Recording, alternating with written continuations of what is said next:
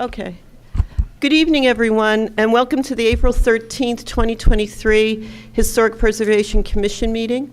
This meeting has been duly noticed, and notice has been given to the three newspapers, the Montclair Times, the Herald Tribune, and the Star Ledger. We're also being recorded live on Channel 34, and you can also see us on the YouTube channel.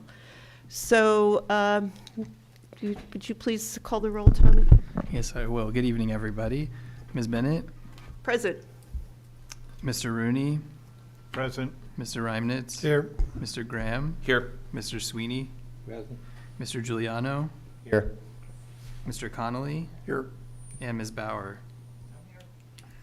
And Mr. Hindman is excused this evening. Thank you. I would like to extend a warm welcome to our newest member, Nick Giuliano, who's a Class A member. So, and I think you've met everybody on the board, correct? Okay. Minutes from March 9th. Does anyone have any corrections or additions or addendum to the minutes? No. I'll make a motion to approve. Second.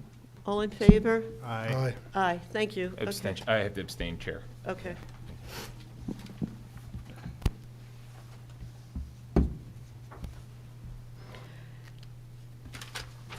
Moving forward on, we have no resolutions tonight. We do have committee reports. And the first thing that I would like to mention is that the financial statements, the financial disclosure statement for this year, please check your spam inboxes. We are all required, all of the members are required to fill out the form. You get a special PIN number, you go in. If anything's changed from last year, you don't have to do much of anything. However, Mr. Giuliano, I don't know if you know that, you should be getting something from the township clerk. And I know I've had a problem during COVID. I haven't been able to log on. My PIN number doesn't work, so I haven't tried it yet this year, but I'm hoping that it will work. Minor applications. We only had one application, and that was for 2023-11 at 5 South Willow Street, urban natural home. That was approved with conditions. We did meet to discuss 2023-10 at 204 Bellevue Avenue. No action has been taken. That's still pending approval and waiting on some zoning issues. Outreach. The update for the the conferences. As a member of the commission, we are responsible, everybody's responsible. There's an educational component to us sitting on this commission. And there were three of us who were able to attend the conference that was held down at Rutgers, where Ms. Bauer spoke. It was very, very informative. And there will be the state conference will be in June at Atlantic City, which I've signed up for. But next month, we are expecting to have Leslie Turnby. How do you say her name, Tommy? Turnby? Lindsay Turnby? From the SHPO office. I don't know how to say her last name. Well, she's going to come to observe us next month. So observe our meeting. As a CLJ, they do this occasionally. They have to go through it. But she will also be here and will conduct an educational class just to go over our ordinances and what's expected of the members. So that will fulfill everybody's educational component, so you don't have to worry about attending any conference. Tommy has informed us about the reexamination of the historic preservation element of the master plan. And I noticed that you put on our desk something which looks like a very compact. Would you please explain that? Sure, yeah, these are the attachments that I emailed out earlier this week from the planning director, Janice Towley. The one that says, excuse me, draft 2023 master plan reexamination report at the top is a section, a draft section of what that report is going to contain. It's, I guess, the third chapter, and it's kind of a summary of the major changes that have happened since the master plan was written. It includes demographics, it includes just a lot of information, housing affordability, commercial development, parking and transportation, just kind of like a quick summary of all of the major changes that have happened that are kind of the result of this reexamination happening. And then the goals and objectives are, that's something that I put together. I pulled all of the goals, objectives, and action items from the historic preservation element of the master plan and put them into tables. And as kind of a starting point for you guys looking at the HP element and going through it and seeing things that may need to be updated or things that are no longer relevant or new things that are relevant that weren't previously. So those are the items that I printed out. And then I think I printed out her memo, which kind of just summarizes what's expected of you all in helping with this. And I said in my email, it's not expected that we're doing a wholesale rewrite of that element of the master plan, but just looking at it to see if anything needs to be updated or edited.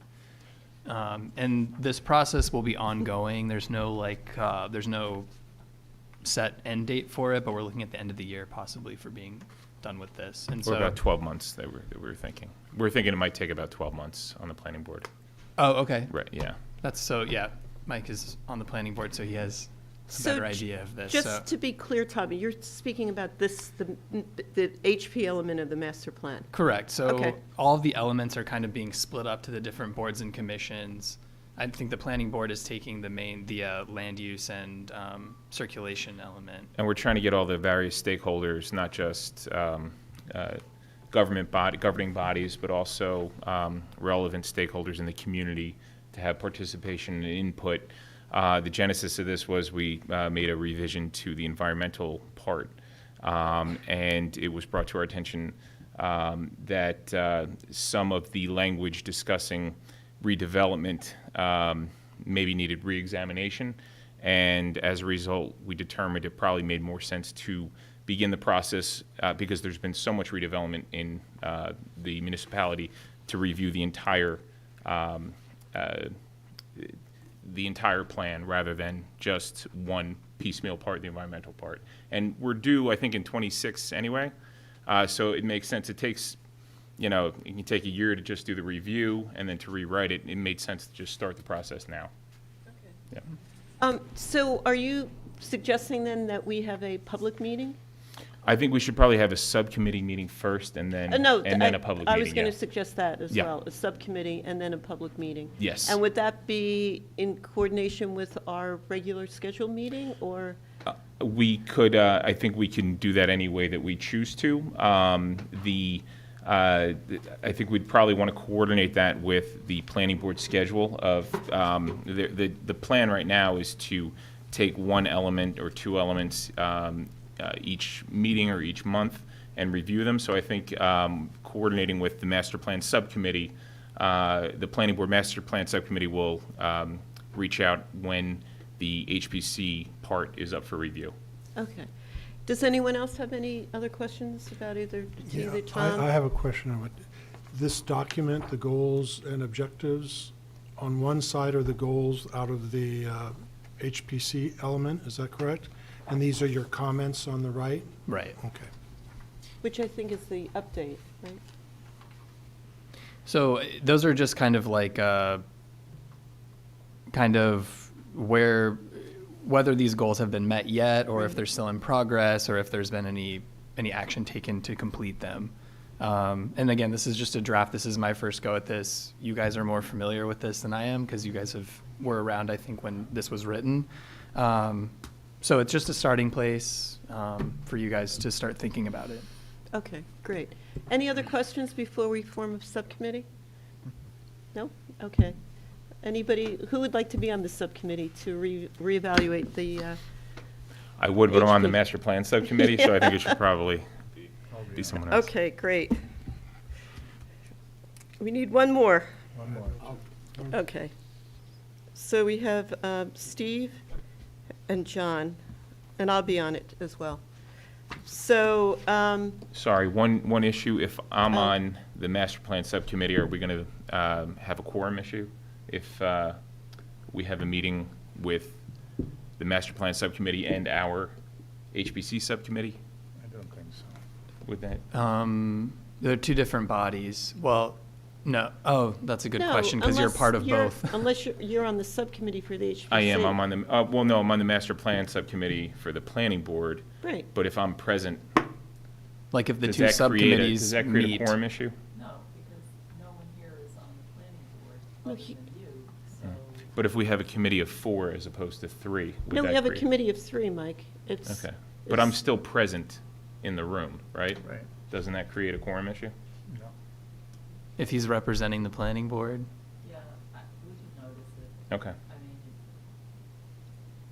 technically you've got 2 hats on, I mean, you can't just say, well, I'm representing the planning board. You're, Oh, Yeah. sorry. We could notice it. okay. All right, as Okay. long as, it's a good I question, think but. it's important to have the liaison, so, and then if there's that many volunteers who want to be on the subcommittee, there's no reason not to do it. Well, Okay. but Mike would be here during a I full think it just, meeting. I think just my presence, though, matters for, Okay. for quorum purposes, even if I would be wearing the planning board hat is the issue. Yeah. But if we notice it, it's, okay, then it's public and it would be acceptable. Okay. All right, well, I'm comfortable with that. Okay. Yeah, Okay. Sure. And Tommy, can you give us an update on the demolition ordinance? Where is that? Actually, I believe the EDC reviewed it today, earlier this Oh, it said, afternoon. it said on the website that that meeting was canceled. The EDC? Yeah, meeting? I happened to look because I had to, Oh. I I thought had that to, it was, I had to print out another agenda, and I was surprised to see it was canceled. It doesn't matter. It yeah. could have been made. I could have was under been the discussed impression it today. was discussed Okay. today, and then it will be moved on to council. for Could you consideration. let us know when it moves? Yeah. Oh, could you, It's not scheduled with council yet. Okay. I'm not sure exactly if it was discussed tonight. I'm not sure what was discussed or if it's going to be moved forward yet. But well, when you find out tomorrow, could you let me know if it was discussed, and then we can, next week. exactly. Yeah. Okay, great, thank you. Anybody else have any other comments about committees? No, okay. All right, so we move on to public comment. And there's public comment is open now. Anybody that would like to make a general statement about HPC proceedings, HPC issues within the township? No? Okay, public comment is closed. So then we'll move on to old business. The Label Street local landmark nomination has been postponed until the May 11th meeting. New business, we have the Board of Adjustment referral, application 2832, 322 application 2632, address 622 to 628 Valley Road.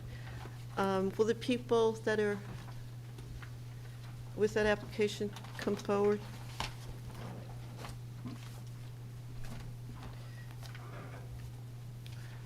Hello. Good evening. Good evening. How's everyone tonight? Good.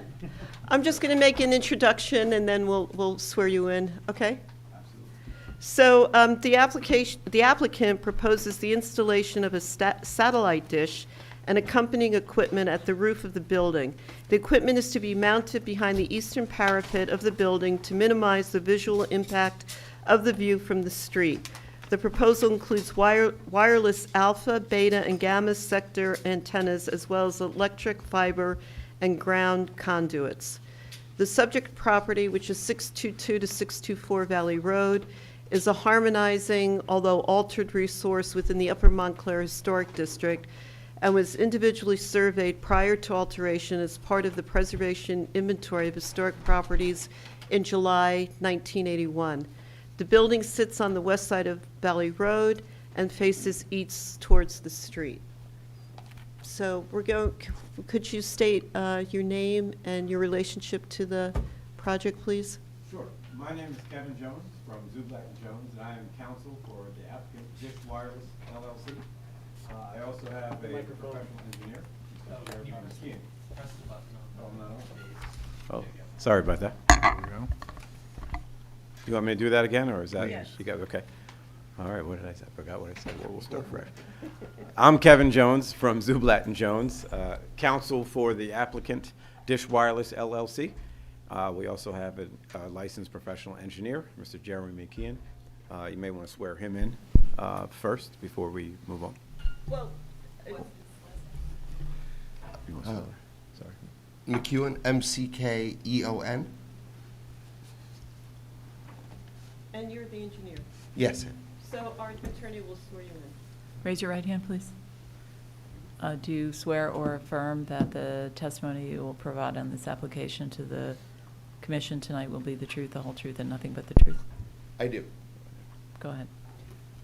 Before you begin, I just have a question. On the letter of authorization. Thank you. On the letter, before we begin, I have a Yes. question. The letter of authorization, sorry. There you go. It says HPC and zoning. It's addressed, Ray, HPC and zoning. So it says, the first paragraph, 622 to 624 Valley Road, authorizes Dish Wireless, including their agent, to act as our agent in the processing of all zoning applications, building permits, and approvals through the city of Yonkers for the site described below. Right, I remember, yeah, when that was submitted, that's a typo in there, but it's from the landlord. I think that the city of Yonkers, that was a typo in that authorization. So Yonkers has nothing to do with this That application? does not, no. Okay, just wanted to make sure.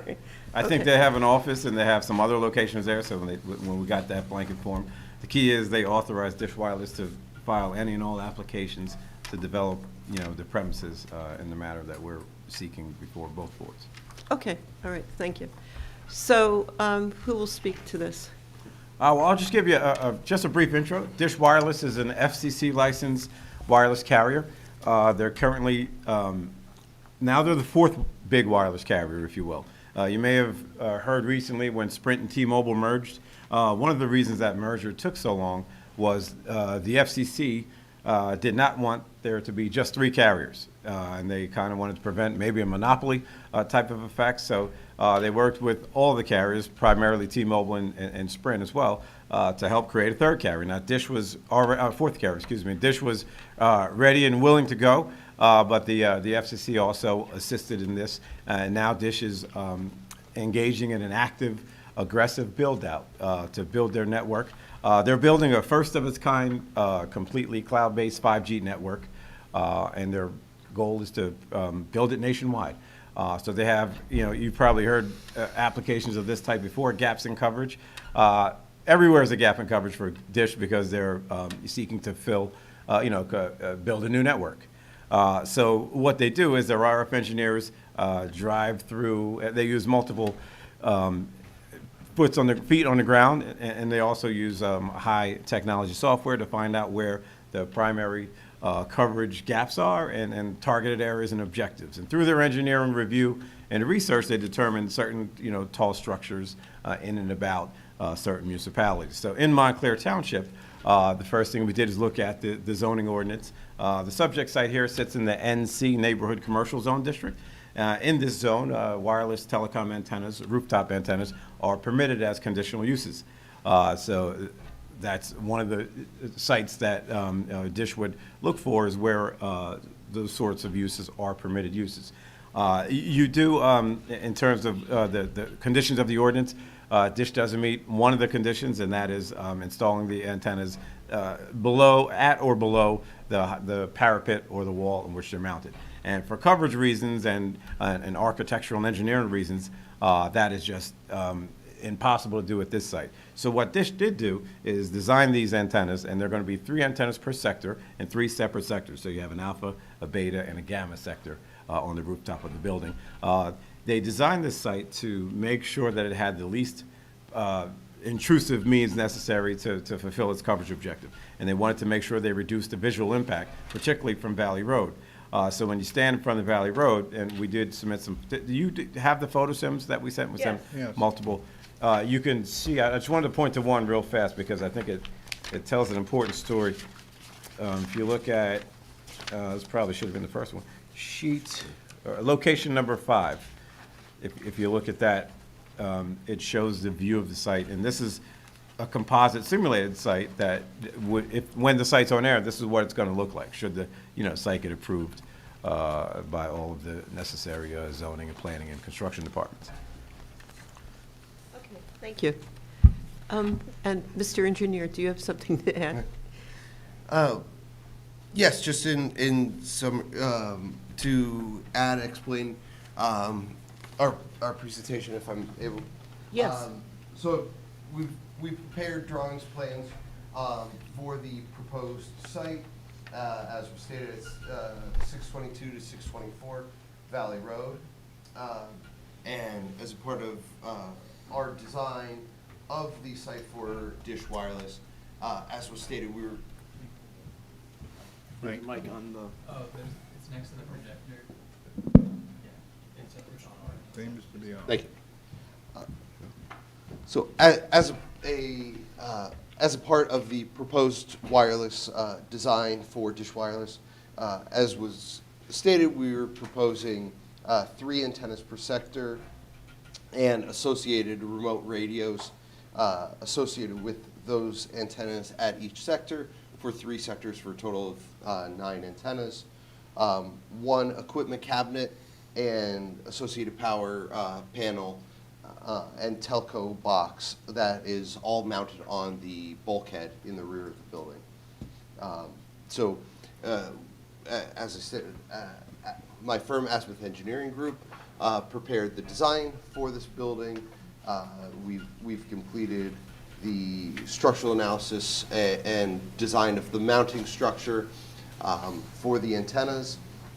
And we've also prepared the photo simulations that were noted and distributed both, actually 2 options, 2 different packages. One showing the simulations of the antennas as if they were painted to match the exterior of the building, and another one using a relatively new technology that we see a lot of promise in a lot of different municipalities really liking, the concealment film that is able to be applied to the antennas that has a highly reflective surface, able to really mask the antennas very well and show, kind of reflect the sky on any given day.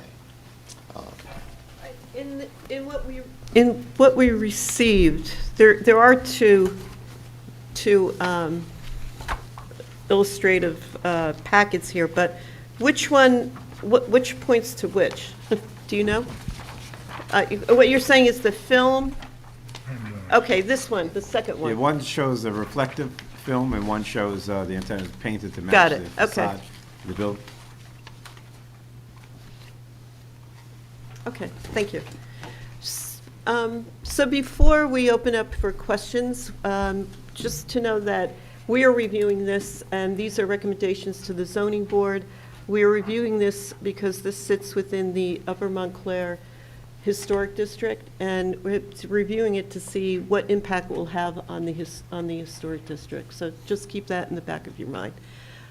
With that, are you finished with your Yes, testimony? happy to take any questions from. Okay, great. So why don't we start, Mr. Sweeney, do you have any questions? Yes, to the engineer. Simply, the height of the antennas, is that height required for its functionality? Or could it be shorter, lower? I'm sorry. Did you get that question? Is Yes, the I- height of the antenna required for its full functionality? Or alternatively, it could be a lower antenna? Yes, the height is designed by the RF engineers, which is not my area of expertise, but that is what was designed and a requirement from the Dish Wireless RF engineers to meet their requirements. Also, items that I wanted to point out associated with that. On 2 of the sectors, also part of the radio frequency design is also the direction or the azimuth that the antennas are pointed at. So that's also a vital part of their, part of the installation to make sure that there's proper coverage in the area. So for 2 of the sectors, we are also very limited on the property, the lot lines, that limit us from being able to flush mount on the side of the building, because with the 0 lot lines, we would not be able to go over at all, and without having any parapets on the sides of the building. That was why we felt the design was necessary to sit on top of the rooftop. And then, Well, first on that, couldn't you get a variance to put them on a different part of the building?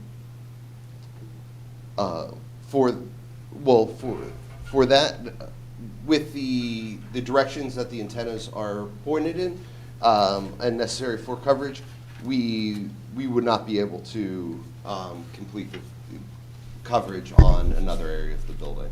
So the antennas have to be placed in those sector locations, and because in this one, from the RF frequency, as you mentioned, in terms of the height, they designed this the lowest height possible based on the building that they had to work with. Is that fair to say? Wait, but you guys have 1 in the middle, right, and you have 2 in the front. Why couldn't you just stick those 2 in the front and the back of that building, right? Oh, you're right. So the RF frequency engineer, and he'll testify this at the zoning board hearing, it has to almost form a full circle. So he's going to have to get almost, not quite, but almost a 360-degree when they aim each of the antennas in the sector. So each sector is going to have 3 separate panel antennas. Okay. So in order to get a full coverage, you would have to have antennas facing. Okay, but my point If is that makes this, sense. couldn't you get that same coverage, right? You have that gamma antenna is basically in the middle of the building, right? Yep. Is in the middle.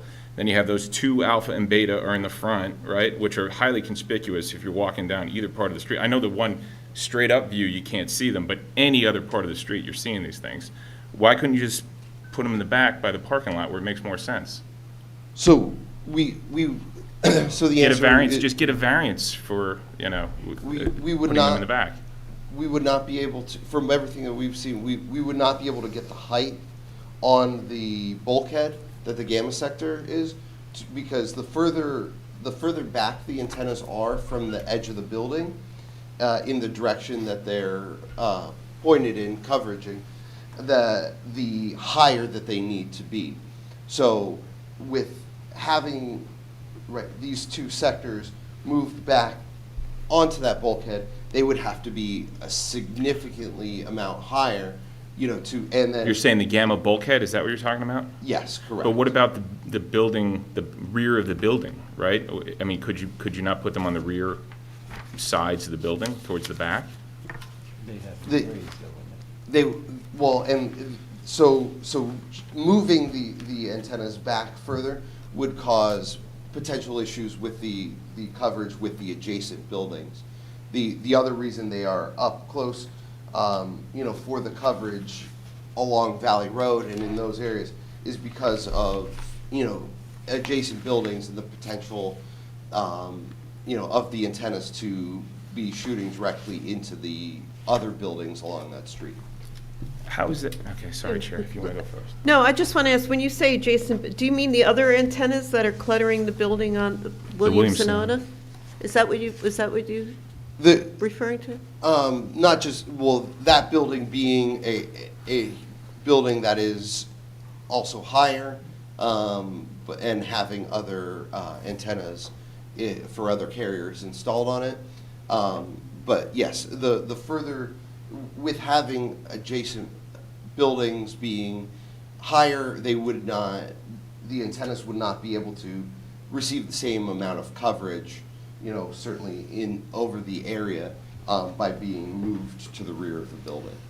The gamma. So they could probably move, I'm sorry to interrupt, go ahead. The gamma antennas are much higher than the alpha and beta. Is there Yes. a reason for that? That is correct, yes. So for the gamma sector antennas on the bulkhead at the rear of the building, that is specifically for making sure that the coverage, again, the RF engineers have designed that, have given us the parameters that they need the elevations of the antennas at a minimum, and also safety as well, to have them high enough, because there is, as you can see on the plan, right, there is a decent area of the rooftop around the gamma and in front of the gamma sector, that if they were not that high enough, and no one would be able to walk safely around that area of the building. What's the distance between the gamma and the alpha and the beta? The horizontal distance would be, well, let's see. We have 70, from the front of the building back is 79 feet. And what's the So- distance to the back, to the rear of the building? From the antenna. From the gamma? From the gamma is 22 feet 5 inches. Okay. Do you have any more Yeah, questions? can I have Ask some Go ahead. questions. because we're concerned about the appearance and visibility from the main street, Valley Street, not so much from the parking lot. Is there any other place that you can put those 3 antennas that'll make them less visible from Valley Road? Along Valley Road, there would not be, to be able to have the coverage that is necessary for, we would have, and that was part of the reason for the location of them, because of the high, decorative front of the building, making sure that, right, relatively straight on, they would be covered as was noted in the one plan, understanding, right, the sides of the building would still be visible. But as I said, for the coverage design on this site, we would not be able to slide them further away from Valley Road without, as I said, increasing height, which would in turn make them more visible. Okay, third question related to that. Is there any other way you could hide or shield them in their current location that would not impact on the functionality, but would be more consistent with the frontal appearance or facade of the building? So, and that is why we propose the two options of painting and also the concealment film. We feel the concealment film is a very good option for making the antennas and the mounting structure much less visible, much less obtrusive to the views, from either side of Valley Street, or sorry, Valley Road. So that would be our suggestion, and we've seen a number of installations with this concealment film. Actually, just driving around town prior to the hearing, noted on 641 Bloomfield Avenue, there are antenna installations with this new concealment film installed on, and it does a very nice job of. But that's a much higher building. Yeah, I was just using it As an I happened to see Right. it, notice the antennas on there had the film installed. Okay. Okay, So thank I you. have a couple- Yes. go So ahead, is it Jeff. your proposal that, part of the proposal, that it would have this visibility impairment, or? No, Jerry, we'll discuss that, because there's two proposals out on the floor. One with the film and one painted to match the, Oh, okay. the brick. But let other commissioners have questions. I have a question. I see where these antennas are on the roof. What is all this other equipment that I see here in a lighter line weight? Is that existing AC equipment? The little Yes, these- squares, there's some circles, there's other, looks like other pieces of equipment on the roof. Yes, let me. I believe our Plan Z 4 shows it a little clearer. And right, yes, these boxes and circles are existing HVAC equipment that is on the rooftop. And is any of that driving the location of where these things are? Certainly, we need to make sure, with the equipment and the cable tray, that we're avoiding that, not making any obstruction to that, but those are, to the best of our ability, really only this alpha sector, right? We would have moved it slightly closer, to the front of the building, if not for this HVAC piece of equipment, but otherwise, the sectors are designed in the optimal locations Okay. for. Is this a flat roof at this whole back of the building is a flat roof? Is that Yes, correct? that is correct. And if these antenna moved an additional 5 feet to the west, would they not work anymore? So that would. It looks like you're avoiding some equipment. So this is a question, it's being driven by equipment, but then you're saying it doesn't work if you move it. So if we move those, listen, this building owner wants to put this up on the top of his building. So, he might have to move some mechanical equipment in order to get the optimum location. So my question is, if all these 2 pieces in front moved as much as 5 feet away from Valley Road, anything further away from Valley Road helps. So the question is, does it not work anymore because of that? And with my experience not being radio frequency engineering, I do not want to Can't answer that. testify certainly, on anything that I'm not an expert on. So I do not know how much that would, affect or provide degradation to Yeah, okay. the coverage. But I can speak to knowing that it would certainly have Okay. some impact upon the coverage. Well, it looks like to me these antenna have been shoehorned in here between equipment and a higher parapet of the sloped roof in front and the other equipment over here. So they're not really, I find it hard to believe that this is the optimum location, and movement away from Valley Road doesn't work. So, and I realize you can't speak to that, so that's just, I don't have any other questions. But we really. could, to address that, usually if you go far away from Valley Road, he's gonna have to put the antennas higher to overcome any appurtenances, but we could take that back to our RF engineer and see. I mean, I'd rather answer that question with an expert answer and a little bit of analysis to get you the exact answer there. That'd be helpful if we could see options, because I think, if you can move that gamma closer to Valley a little bit and move those alpha and betas back as far back as possible to the rear of the building, you take away, all the issues that we have with this is the visibility from Valley Road.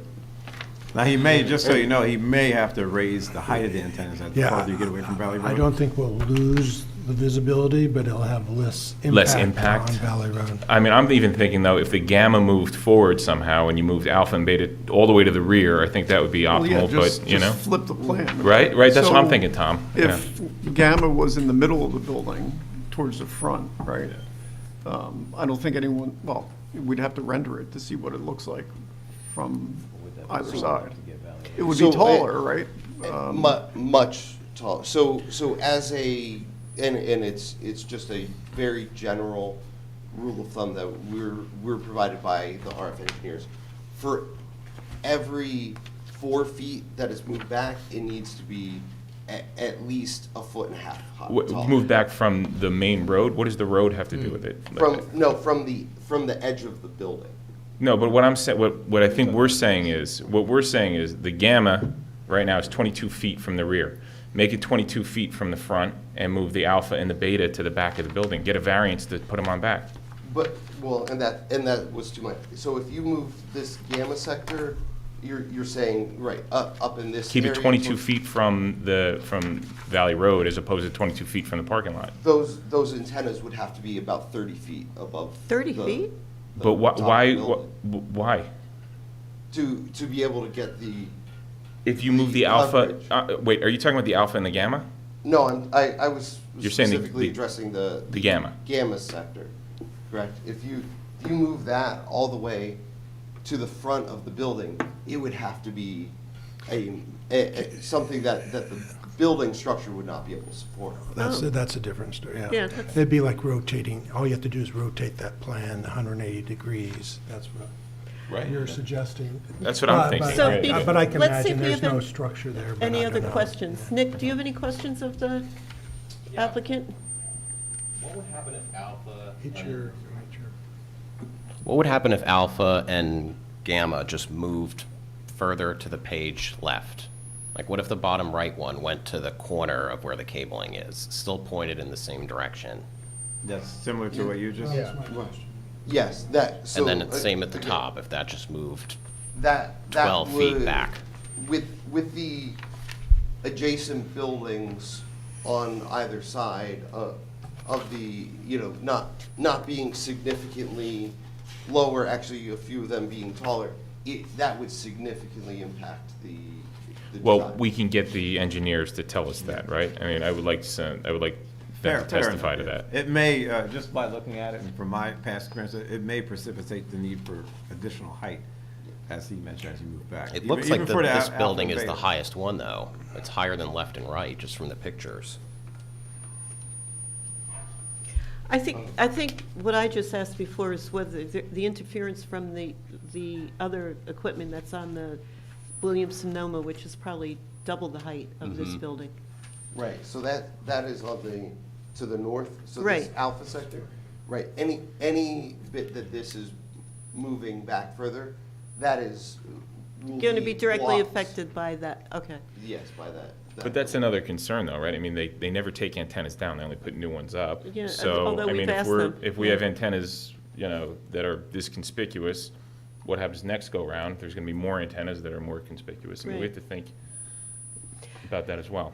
Okay, so any other questions about placement before we move on to, no. I have a question about the film. You gave us two alternatives here. Alternative one being painted to match the building, and the other one wrapped with reflective tape. Now, and you've mentioned that the building down on, the Leach Building, I believe, is the one that you're talking about, that's six stories high, and that has a reflective. Is that what you're talking about? Yes, Right. actually, that has a good example of, one of the carriers on that rooftop is painted to match. One of the carriers has, the reflective film, and then a third, it does not have any, painting or coverage at all.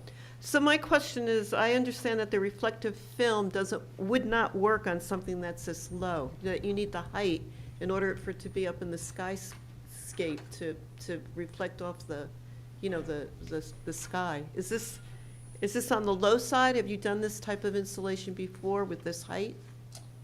Yes. With the and film? It's more of what, obstructions may be higher than the antennas or than, whatever the film is applied to. So not necessarily the height of the antennas themselves, but if there were, say, a lot of trees that were taller than the building or taller than the antenna surrounding that could have a potential impact.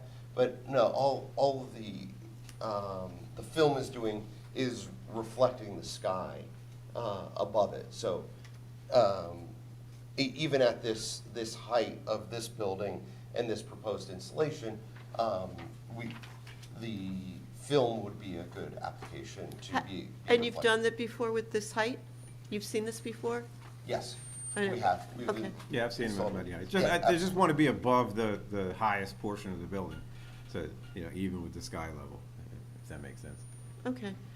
All right. Jerry, I interrupted you before. Do you have any other questions before we have a discussion? No? All right. So we'll talk about placement and then I'm sorry, Tom.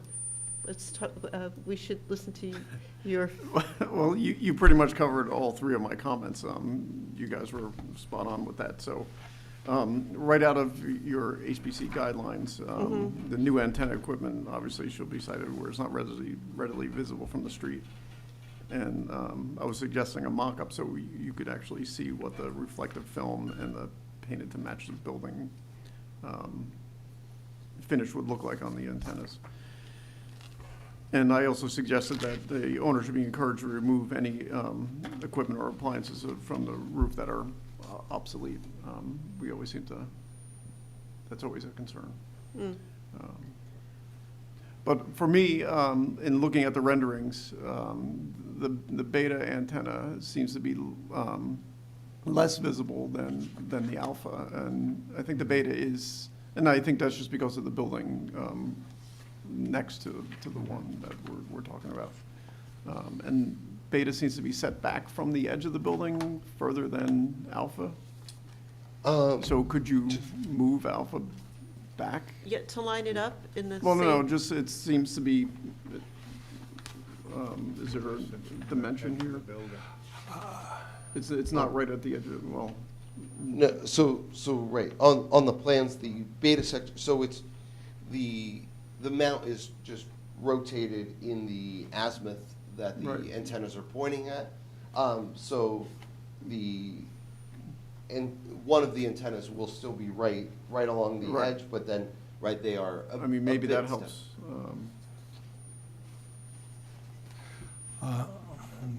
Yeah, I don't know. Go ahead, John. I have a question. The alpha one is the one in the bottom we're speaking to? No, sorry, this That's is the alpha sector Okay, on the the beta, north okay, side. the beta one is the one. Beta sector, Okay. yeah. How much taller is, in your little elevation, let's see, what is it here? Drawing Z7, how much taller than the ridge of the roof is the top, would you guess is the top of the antenna? So the ridge of the front of the building is 39 feet 8 inches, and the top of the antenna is 44 feet. Okay. In plan, it looks like the beta antenna is right up against the top of the ridge of that roof. So you're saying, right there, yeah, that at that point, you're 4 feet or so higher than that ridge. It would be, no, it would be, yes, 4 foot 4. Okay, so I'm gonna have to take issue with the photo rendering you did from the street level, because it's right up against the ridge. That ridge comes up and comes straight down, and that antenna is right up against it. You cannot, there's no physical way you would not see that with that location there. What we were able to show with, when our team was out on site from, where they were standing at, if you look at the first page of that packet, where, right, the key map showing the number 5, how far back you're able to stand across the street, looking straight up at the building, provides a pretty significant angle. So we do, are able to hold up objects on the building, as someone else is out taking photos, and typically that's what we would complete to be able to get a sense of exactly how high. Okay, but I would agree with Tom that if we could get that beta antenna back, I realize it's there because of the ridge of the roof and a piece of mechanical equipment there, but you can't convince me that something's sitting 4 feet right up against this sloping roof that you can't see it from the street. I don't believe it. I believe what you believe, but I just know what, the geometry is, so, Okay, so we have a discussion about the location of, anybody else like to make a comment about the location?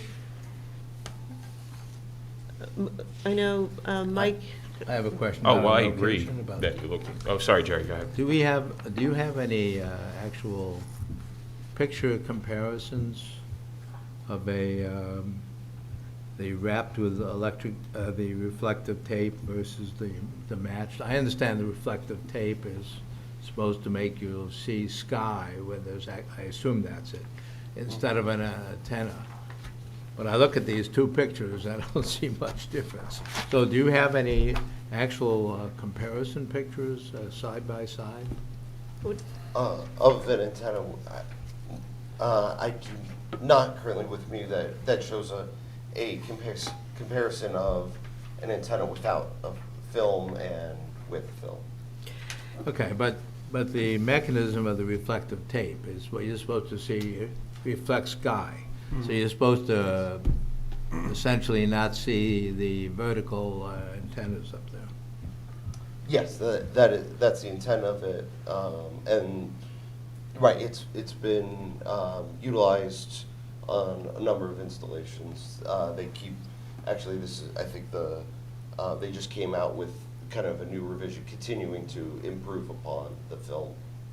And is the perception of whatever survey is taken is that the antennas wrapped with reflective tape are less visible than antennas matching the building? Yes, I would say for this type of installation that is above the roof line of the building, it is a significant improvement to the visibility or lack thereof of the antennas. You're right, and that was my point that I was trying to make. But have you had any experience with this wrap? Because how do you know that this won't be reflecting across of a building? Or you're testifying that it'll reflect the sky because there's nothing around it. There's no trees that... It's the angle, you're looking this way, you're going to catch stuff up this way. Right. You don't see. Okay. Well, if you're on the ground, the light will Well, bounce yeah, off but them. I thought I'll say, I thought it only worked on taller buildings, that you need taller building. No, we have definitely installed it on smaller, shorter buildings of this size. And then what color, would you say proposed to match the paint, propose to match the building? What color would that be? That was taken just as a color match of the sides of the building. Looks like an off-white or whitish color. Okay, well, any other, so up for discussion of placement, I think we've all agreed that the proposed location negatively affects the street view, as a first point by Tom. And the new antenna equipment shall be sited where they are not really readily available from the street. So however you work that out with technology, you've testified that you're going to find out more about that from, if it can be moved, the beta. Yeah, and I think I would like some further explanation of why the plan can't be flipped. I'm not grasping why the gamma, if it's moved from 22 feet from the rear to 22 feet from the front, would have to be 30 feet higher. Right. So I would like some further explanation on that and why we can't just flip the plan on its head, turn it around. Yeah, it does look less... So how the antennas propagate, and again, I will, I'll testify to what I can, but how the antennas propagate are at a outward but slightly downward angle. So the further that they move back from the building, the more shadowing they go from the building itself. And so as you move further back from the edge of the building, the antennas themselves will be shadowed and then ultimately blocked by the building itself that it is sitting on. But why do you get more shadowing in the near the front, 22 feet from the front of the building, as opposed to 22 feet from the rear of the building? Why is there more shadowing? Well, because of the direction of the antennas, right? If you're moving these antennas pointed in this direction up here, they have to shoot across this entire length of Well, why the don't you building. just turn them around the other way? That's what I'm saying. Like, why can't we just flip this plan? Just point the gamma antennas towards Valley, point the alpha and the beta the opposite direction on the rear of the building, and just flip the plan around. Why can't we do that? That would be, that would have to be the RF engineer. Those are the parameters that the RF engineers provide to us. But that's what I'm asking. So I heard in the beginning of the testimony that they couldn't go, the alpha and the beta couldn't go in the rear of the building because it required a variance.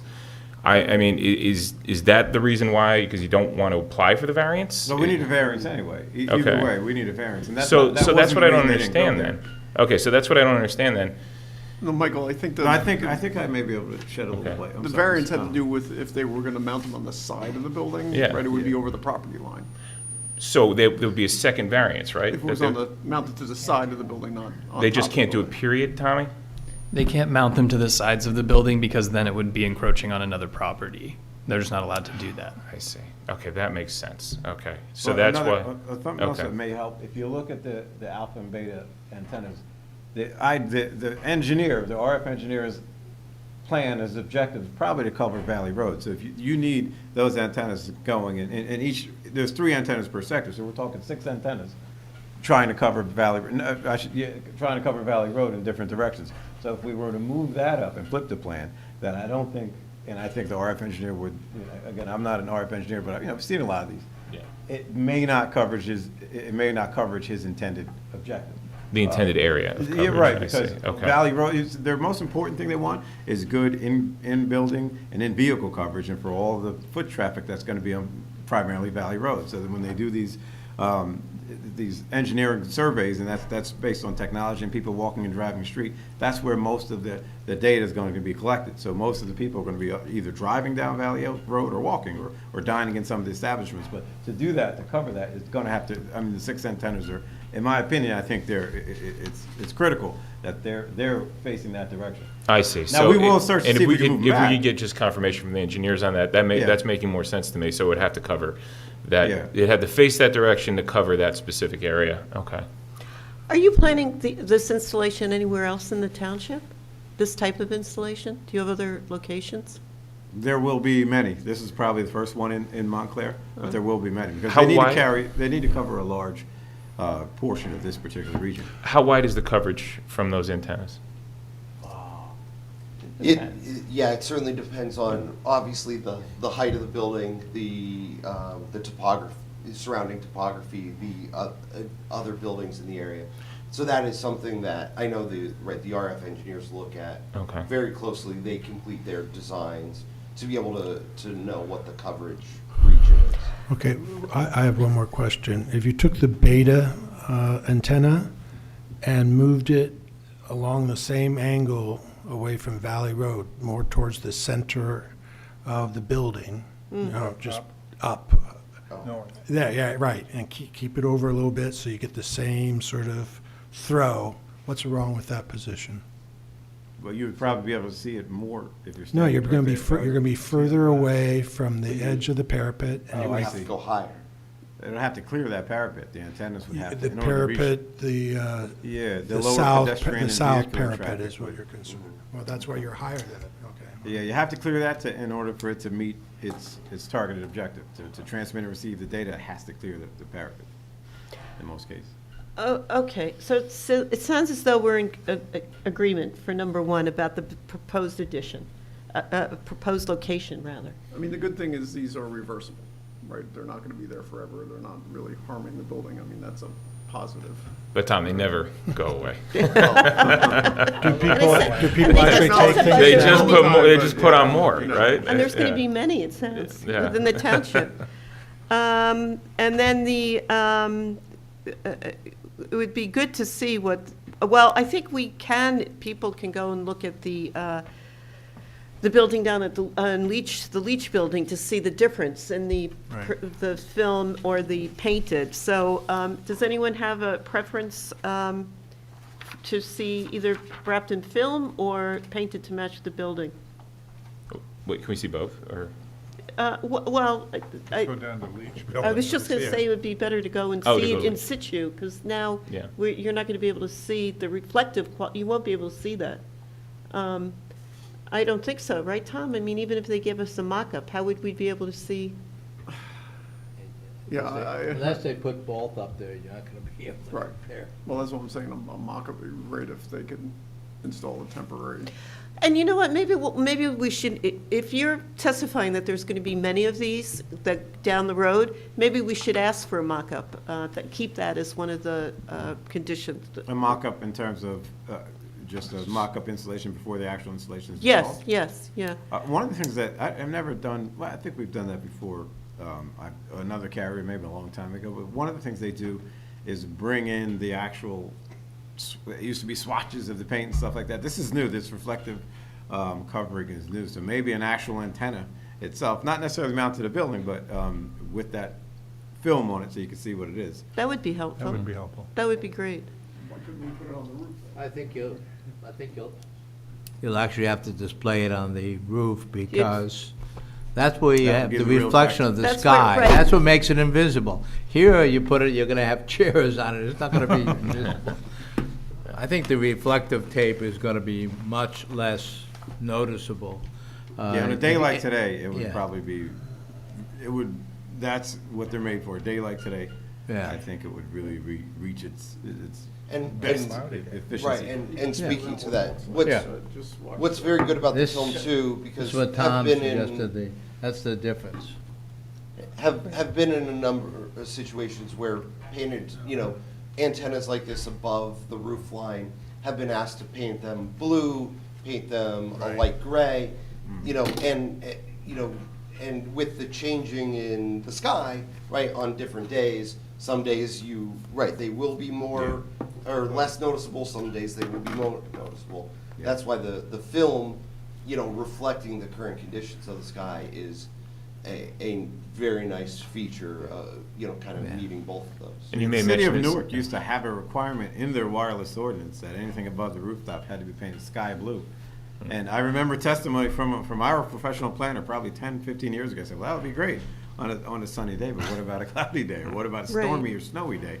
It just didn't make sense. It looks great on a day, but these reflective, you get the best of all conditions. What On a about cloudy, the- dreary day, they're gonna look It's great. the closest thing to camouflage, because it adapts to the conditions of the sky. At least Correct. that's Well put. I I'm think giving it the that's best way to describe it. statement forward. I'm assuming that. I'm not familiar with the tape itself, but. What about the maintenance? How is it maintained to make sure that it remains reflective?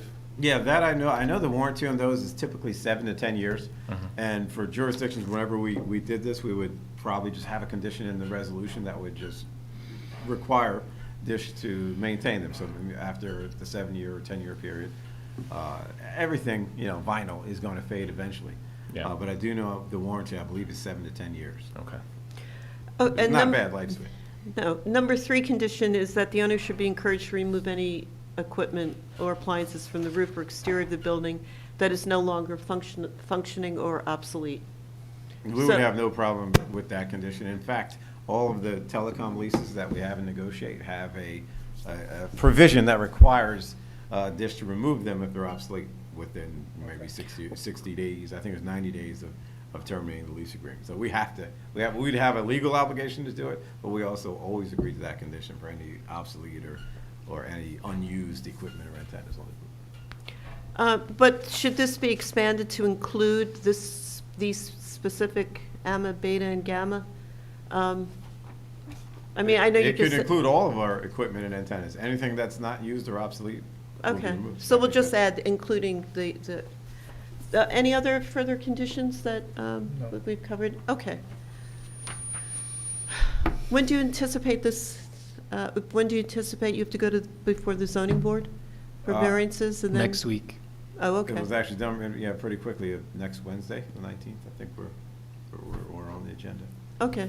Well, do you think we can see a mock-up before that, if you get in touch with Tommy? So I think the way that this should work is I'm going to put these recommendations into a memo that will go to the board in advance of their meeting, and then if it's approved, they can have a condition that says that a mock-up be done for probably the design review committee to go out and look and then decide whether the paint or the reflective tape is the better option before anything's installed. And Tommy, what about agree with that also, condition. and what about also the condition, we would like the engineering report about Right. potentially relocating these? Yeah, that's one of the things I That's in have there as noted well. is that Okay. they should explore with their RF team Yeah. whether they can be moved back.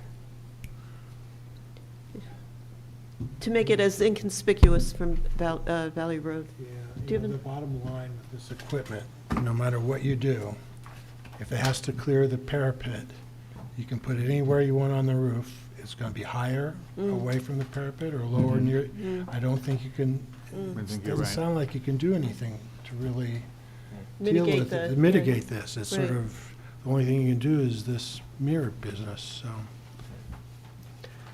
So we might be at All right, an impasse. all right. Well, thank you very much. Our pleasure, thank you. Good night. Thank you for your time.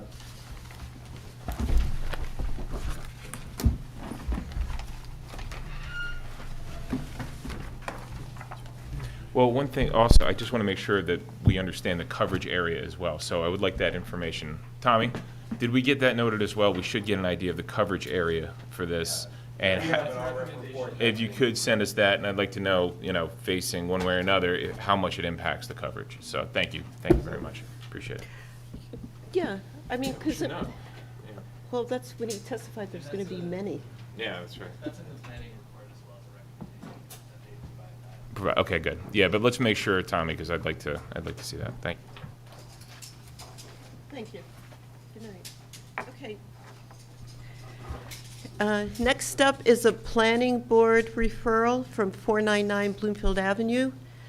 This is, the applicant proposes the installation of an exterior deck at the second floor of the rear elevation, which is visible only from the parking garage behind the building. Oh, do we have new? It's a copy of the PowerPoint. Oh, okay, thank you. Great. Thanks.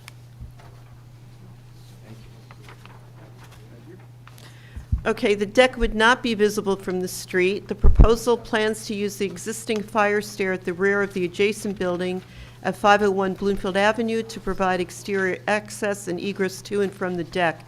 The applicant also proposes bollards to be installed at the base of the deck steel columns. This is 499 Bloomfield Avenue is a harmonizing but altered resource within the Town Center Historic District. The site sits north on the north side of Bloomfield Avenue, and the building faces southwest towards the street. Okay, great. Good evening. Hi. Could you identify yourself, please, for the? Yes, I'm Nicholas Colello with Sionis Architecture. Okay. I'm the project architect. Okay, great. And Ms. Bauer will swear you in? Raise your hand, please. Do you swear or affirm that the testimony you will provide to the commission tonight on this application will be the truth, the whole truth, and nothing but the truth? I do. So the site, as mentioned, is 499 Bloomfield Avenue. It's approximately 74 by 106 feet and 7,748 square feet. It's located on the north side of Bloomfield Avenue, about 183 feet east of Park Street. And the lot actually has two buildings. One is the two-story building of 499 Broadway, Bloomfield, and then there's also the three-story 501 Bloomfield. And in the rear, it's asphalt paving. The next slide is a 3D aerial view, and you can see the site is over here with the two-story and the three-story. And what's important to note in this slide is the Fullerton parking deck, which is the only place where the proposed deck will be visible from. Here is the street view, and as noted, there will be no change to the street facade. The property is located in the Town Center Historic District within the C1 Central Business Center area zone. The next slide has some existing condition photographs of the rear. The existing two-story structure of 499 Bloomfield, and then the three-story adjacent structure. There's some existing equipment and the service entry door. There's an existing trash enclosure there, and then a view of the adjacent parking deck. And the last image is an interior view of the garage doors at that second floor level.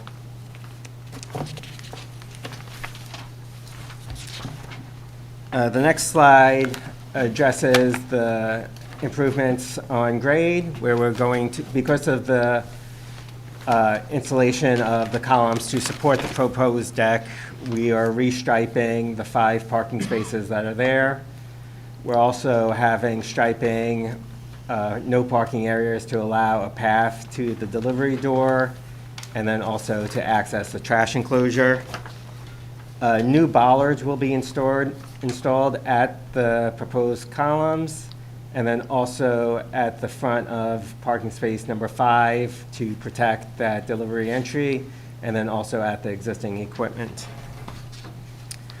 We're not proposing any changes to the existing trash enclosure, and I believe in one of the reports, there were seen recycling and trash cans along the face of the building, and the landlord has spoken to the tenants to use the trash enclosure so there wouldn't be bins along that pathway.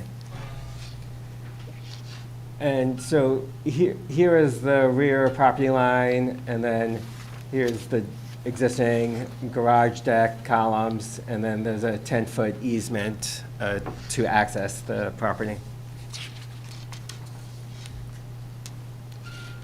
The next slide is the proposed deck plan, which is approximately 1,350 square feet.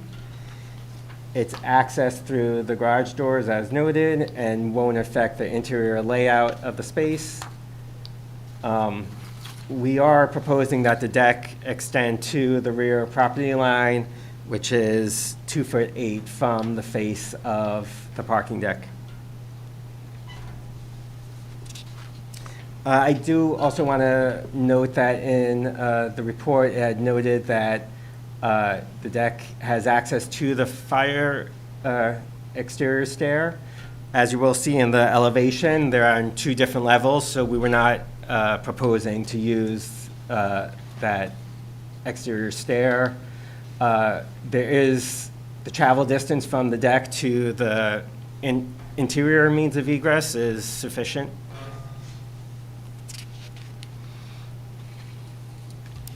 The next slide is the lighting plan for at grade, where we're having 2 wall sconces, one on the facade and one on one of the new columns.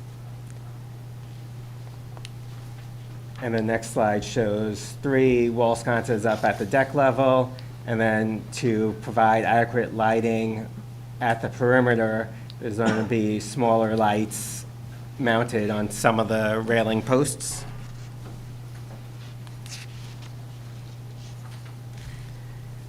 So in this elevation, you can see that the existing fire escape is at this level, but to align with the second floor, the deck is actually at a higher level. And we talked about the new light fixtures on the facade. The steel, a structural engineer hasn't been brought on yet, so these connections and sizing are diagrammatic, and they're subject to change depending on engineer's review. The steel structure is intended to be painted black, and the railing will be powder coated black. And then the final slide is just an enlarged elevation detail of the proposed railing mounted to the exterior of the steel tube, with 4-inch maximum spacing. So I welcome any questions the commission may have. I just said that, just to understand this, that the deck is only on the second floor, correct? Coming in? Correct. And the railing that goes across the roof, across the roofs, is there another deck up top? No, that's just the roof railing that's existing. Okay. So the deck is only that? This is only the deck, and that's the railing. And how wide is that deck? It's 55 feet wide on the front, on the rear of it, closest to the parking deck. And then because we're notching the deck around the fire escape, along the building facade, it would be 44 feet and 3 inches. And then what's the depth? Excuse me. Yeah, on this side, it's 24 feet 6 inches. Oh, okay.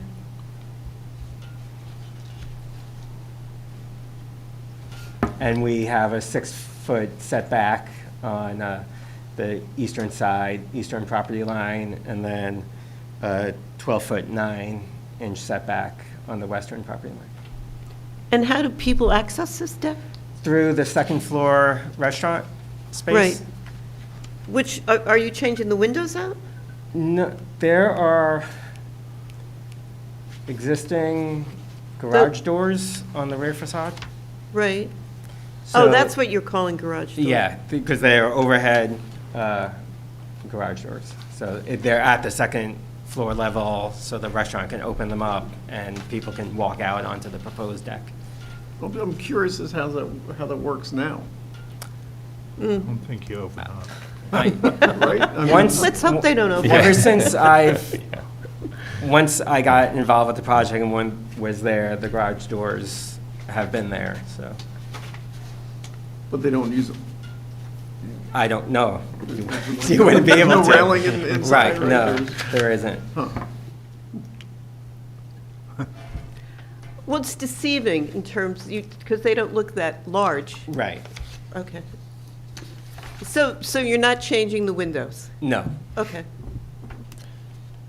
Any other questions? Nick, No, all very clear to me. Mike? You're not impacting the mechanical equipment back there, right? No. At all? And isn't that the area that's kind of set back a little bit from the parking lot, or am I? Isn't it, the buildings kind of come out in the sides of this area and it's indented in, if I'm thinking of it correctly? Right. Yeah. I guess I don't have a photo. There might be more in the my only board point- submission. It's very difficult to see from the If street, you- right? That area? If you look in the planning report, there's an aerial, and it does look like it is set. It's the set rear back, is right, set Tommy? in a I little thought bit so, yeah. more. So, so the only area you really see it from would be like Fullerton. Okay, so it's kind of in the middle of the, Right. and it's set back, Right. from the parking lot. Okay. Yeah, you really can't see it from Park Street. Right. Even like looking down that alleyway, because like you said, there is that. And it's kind of setback. difficult to see from Fullerton, right? Okay, thank you. I just wanted to clarify that. Questions, Steve or No. Jerry? I have more comments, but I do have one question. What's it going to be used for? The restaurant is planning on having additional tables and chairs on the deck. So, just for their patrons, yeah. Okay, so there'll be people on it? Yes. For fun and drinks and stuff like that? Correct. Okay. And the other thing, it's only really visible from the parking garage or the people who walk underneath and look up at it? Okay, Correct. thank you. Does the owner propose or to clean the facade at all? Because it really has a,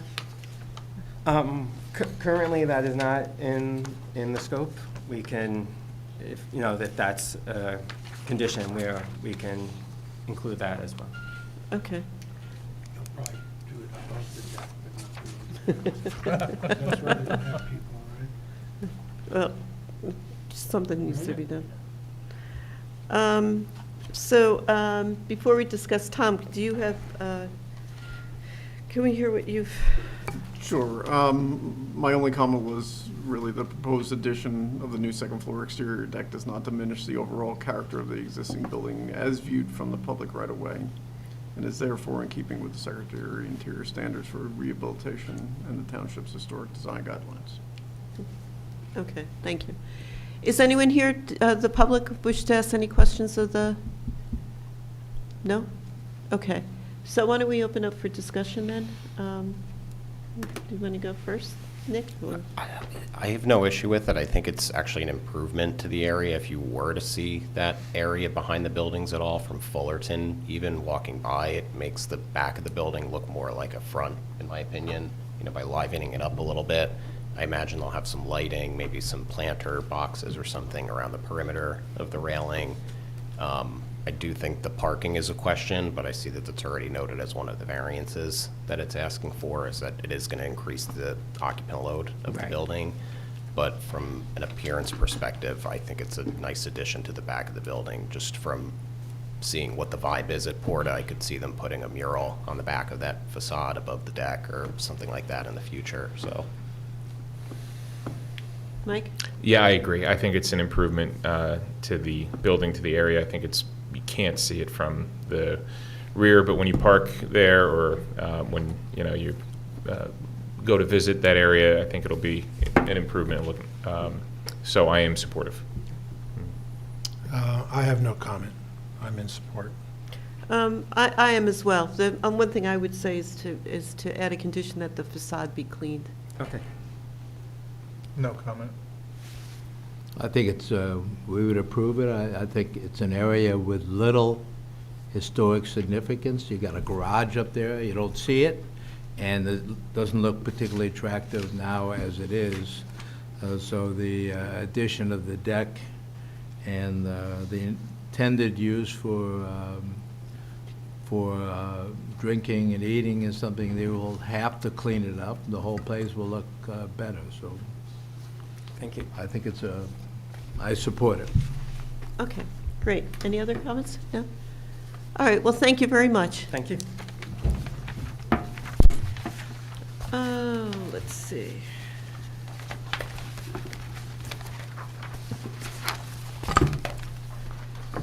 Next up is a Development Review Committee referral for application 2841 35 Park Street, the Teachers Club LLC. This is a minor site plan, and the applicant proposes to repair the existing concrete ramp on the north side of the building and install new black aluminum railing and handrail.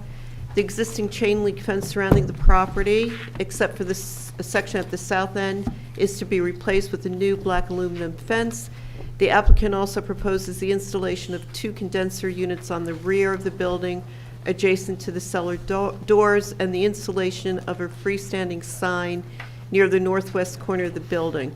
The sign is proposed, okay, so the sign is proposed to be 72 inches in height and 12 square feet. Chair, I have a conflict. I'll have to recuse myself. Okay, thank you. I just want to ask, Tommy,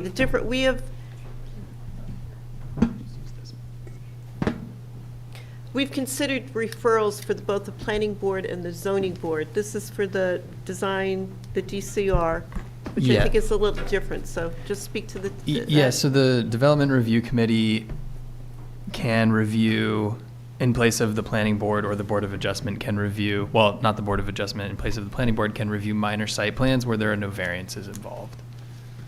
Okay. And so that's what's happening here. Okay, So, thank you. Yep. And the subject property is located within the Walnut Street Potential Historic Resource District. Property is at the south corner of Park and Munn, and contains an existing 2 1/2 story colonial revival style single-family building facing northwest towards Park Street. It's a very attractive house, actually, very nice. So I think that's it in terms of introduction. Could you please introduce yourselves and your relationship to the project? So I am David Lawrence of Lawrence Architecture LLC. I'm a licensed architect in the state of New Jersey.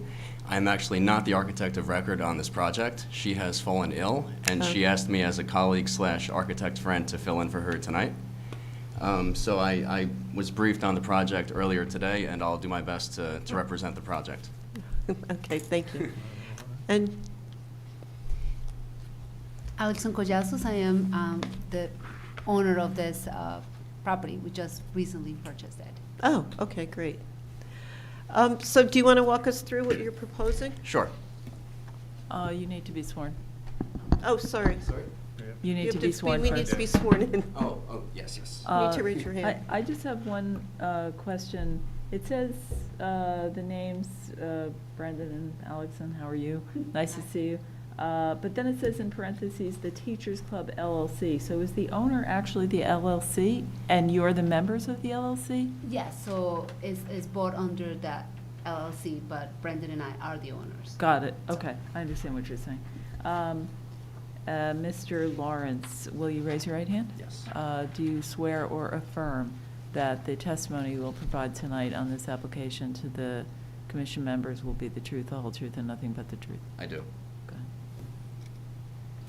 Okay, thank you, Mr. Lawrence. Okay. So You shall can I- use the mic up there. Okay.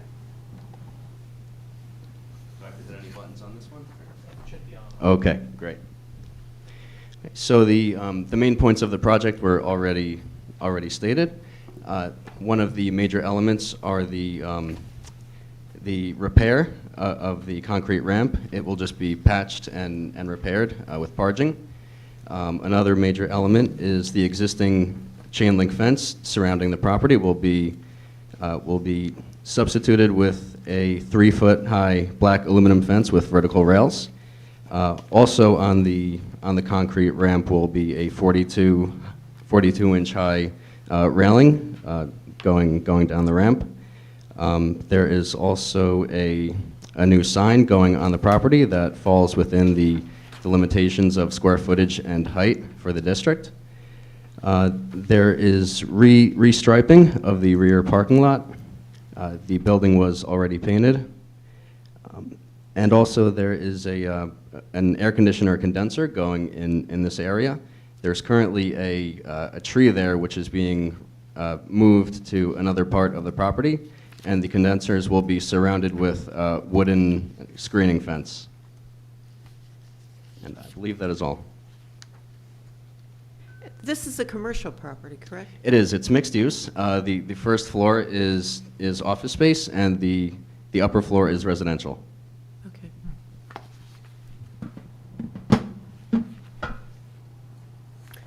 Do we have any questions of the, Jerry, do you have any questions of the applicant? Well, the only question is, and maybe I just didn't see it in there, but you're going to be changing the chain link fence, which of course is very unattractive. You're going to put an aluminum fence. Was there a picture of that in here? I didn't see it. Okay, not a picture, but there's a diagram. Okay. That was my only question or comment. Yeah, I'm sorry, the question was about the new fence that is going in? Oh, no, I didn't see it. If it's there, did you have a picture of the fence that was going to replace it? No, but there is a detail here in Okay, it's the just top a right of diagram, the sheet. Okay. And it'll be painted black or black? It's Correct, aluminum. yes, it's black aluminum. Right. Okay, black aluminum, okay. It's very traditional. Okay. With the square balustrade. And definitely an improvement. Okay, Steve. thank I you. would say so. The new air conditioner units, did you say that it's getting some sort of Screening. Yes, it will be receiving a wooden screening fence that will be wrapping around the unit. do you know how high? I do not know, I don't have that information. And what design it is? Are you going to stay with a traditional, like the, that one? It will be traditional, I know that, I don't lattice? have a photo. I think it might be a combination of solid and lattice. I was forwarded a photo, but that's all I know. I have a question.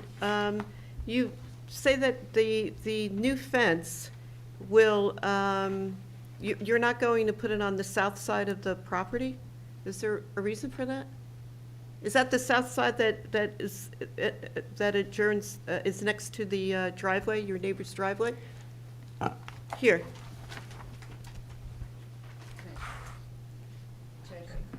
Yeah, I just don't, my question is, why are you not putting it all around? Why are you not taking off all of the existing? It will be all over, it's just, so this is going to be replaced, so all of it will be replaced. It's only in the back where the condensers are, they're just going to close it at the very back.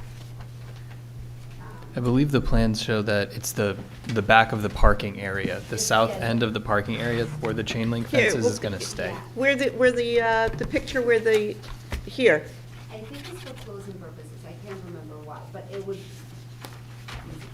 here, Figure 8. yes, this one, so. Oh, this one is not ours. This one is not. This is the other property, this is not, this is not. what, so my question is, why would you not replace all of the existing chain link? Because, and you just say because it's not yours. I think the one that you mentioned, and I don't think that's ours, I don't think that's in our property. The one that I think. Yeah, you that's mentioned. my question. Why aren't you replacing all the existing chain link fence? Because that's not our property, I don't believe it's in our property. The fence is not on your property, is that what you're Exactly, saying? so that's not our link chain. Okay. Okay. And that tree that you're proposing to move, that's really beautiful. I went by, the holly tree is really beautiful. Where are you proposing to put that? Do you know? Have you? That will be moved to the north side of the site. Mhm. Facing the house from Munn Street, it will be on the right. Okay. Questions? John? Nick, any other questions? Not really. I know for some of the AC condenser screening units that I've seen in the past, they're typically like a composite plank, and they need a little bit of free area between them for airflow. Correct, yes. I believe it's going to be vinyl plank with some lattice, either on top or on bottom. Mm-hmm. Vinyl or wood? I was told wood. Okay. Good. Tom, can we hear what your remarks?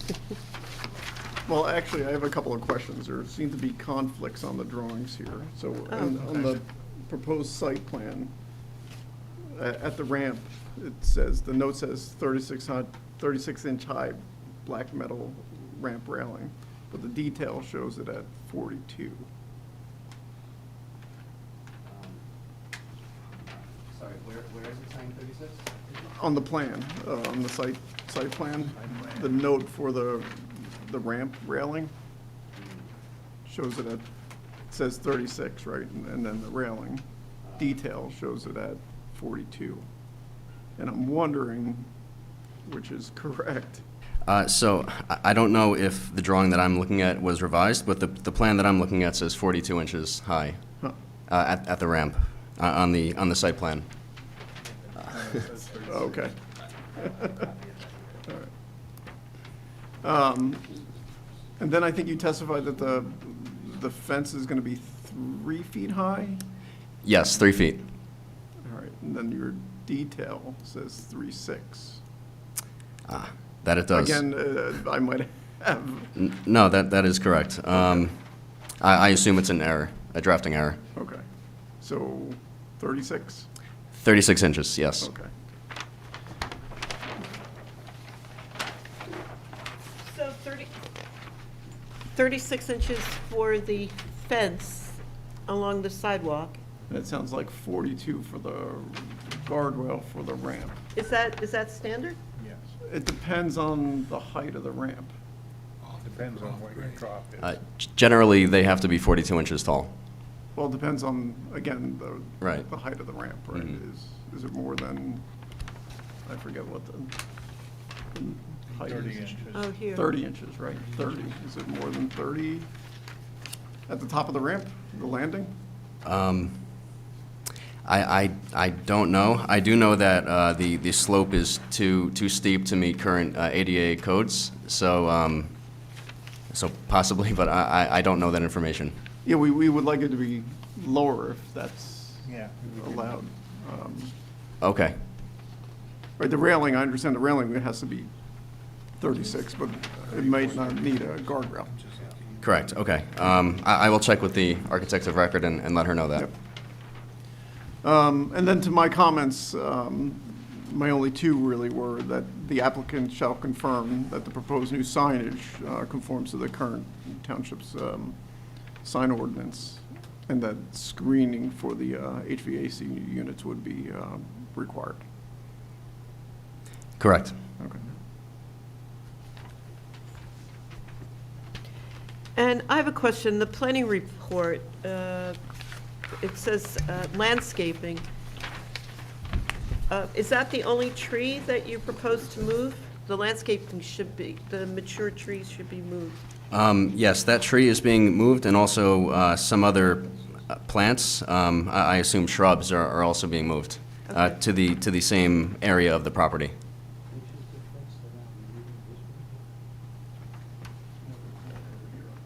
Okay.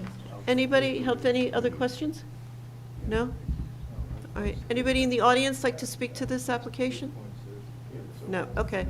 So we'll start with discussion then. Dick, would you like to start? I don't really have any objection to anything for the condensers. I mean, I always prefer at ground level to see shrubs as the screening rather than a built fence. Usually, look to see the fencing if it's a rooftop equipment piece that you can't plant high, but if it's at ground level, I would suggest that it's done with landscape screening, to the best possibility. Okay. If that is a condition, then that change will be made. Because you do have enough space there, correct?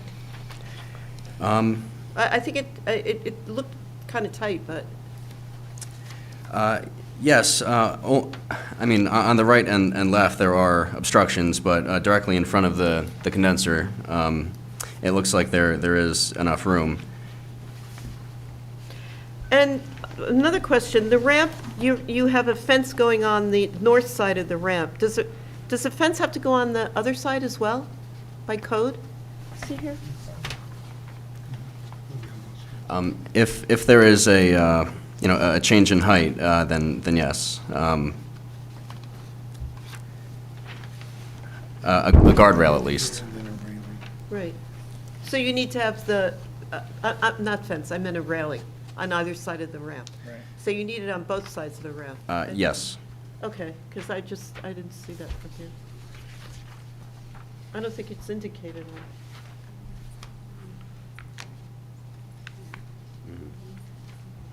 Okay. I think it's important to find out the height of the ramp, because balusters might not be required either, right? You only need a bottom rail and the handrail. That's really, the way they've drawn it is for. Yes, well, a guardrail, yes. Right. There should be. If you don't need that. It would be nicer if it was simplified, right? It would go away. Okay, so is the ramp changing grade, or the ramp is staying the way it is now?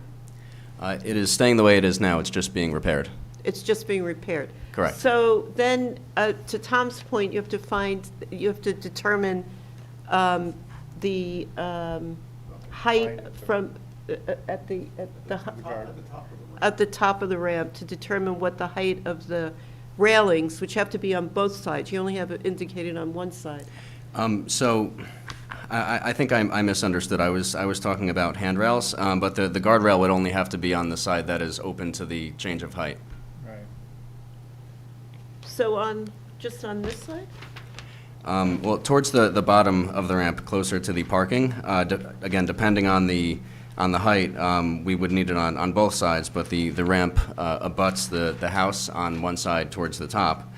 So up there, we would only need it on the side closer to the change in height. Yeah, no, absolutely, yeah, you wouldn't put it in front of the Right. house. And then if you have two rails there, the screening would go in the front, the screening of the condenser, rather, would be towards the parking lot. Correct, yes. In the case of using shrubbery, I think it would only be able to be between the parking and the condenser, but in the case of a wooden fence, then it would also be able to go around the side adjacent to the ramp as well. Oh, I see. I think it would. All right. Do you have a comment? My only comment would be less is more, which goes Right. to you guys, but I would make the baluster spacing of the handicap ramp match the baluster spacing of the fence. It's not clear to me they match up. Okay. To have them different just seems to be visual noise, so. Okay. So there is a maximum that they can be of 4 inches, per code. Correct, yes, 3 3/4, smaller than 4 inches. But yes, we will ensure that the railings are at equal spacing. You can see how it's drawn, right? That's what it- One Yes. is very thick and the other one is. Correct, yes. Yeah, okay. I think they're probably the same, just at different scales, it looks like. The Well, ramp it's- drawings yeah, zoomed out. It looks a like they're little bit drawn more. at different scales with the scale that's noted. The Well, line actually, weights one aren't says- showing It as says well on the both, screen. actually, not to scale and partial fence each other, yeah, so. All right. Okay, so you could- Is the recommendation, if possible, to remove the balusters altogether from that? And if not, to have them spaced the same as the fence? Yes. Okay. And the other thing I would suggest is the fence now, not the railing, the fence, that you are replacing with the aluminum fence, if that, it should go around the entire property, which even the part that, you need to find out whether you own that or not. We will find. Again, you mean the one in the back, the one that you mentioned, it belongs to the, so you can't. Oh, I thought you were unclear on who that belonged to. Well, the one that you mentioned, that doesn't belong to us. Okay. Okay, so that's, I'm just saying visually that it would look, if you're replacing the existing chain link fence, that's an existing chain link fence that looks as though it belongs to this house. Yeah.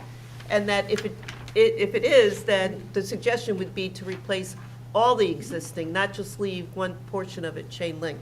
no, that is the plan. The plan is to replace every single part of it. So it is, like the chain that is there, the plan is to replace all of it, It's completely. All of Right. it. See, But this that's- is- But the one that you're mentioning, doesn't belong to us. Is that- Well, then the site plan isn't drawn correctly, because the fence is shown on your side of the property Then I line. would have- If it is, then we will replace it. Okay. Okay. So yes, yes, if it is ours, then we will replace it. Because the wording, the description doesn't include that, but it really should be included. I'm confused. Okay. What fence are we talking about? This here. If you look at the site plan, Right. the fence on That one says on the it's left-hand right, side. It says it will be removed. It's up here, it doesn't mention. Oh, Yeah, they're showing it The removed on the diagram is plan. not clear, I think that's probably. It does say it here. Oh, yeah. That was a mistake in my report. Oh, okay. I can show you from the big Okay. picture. That would be Oh, we helpful. got it, we got it. It's all being replaced. That was a mistake in my I would report. ask you. Okay, all right. This fence is gonna be removed, right? Yes. The one right on the, okay. Yes. And this fence in the back will be removed too, right? Front.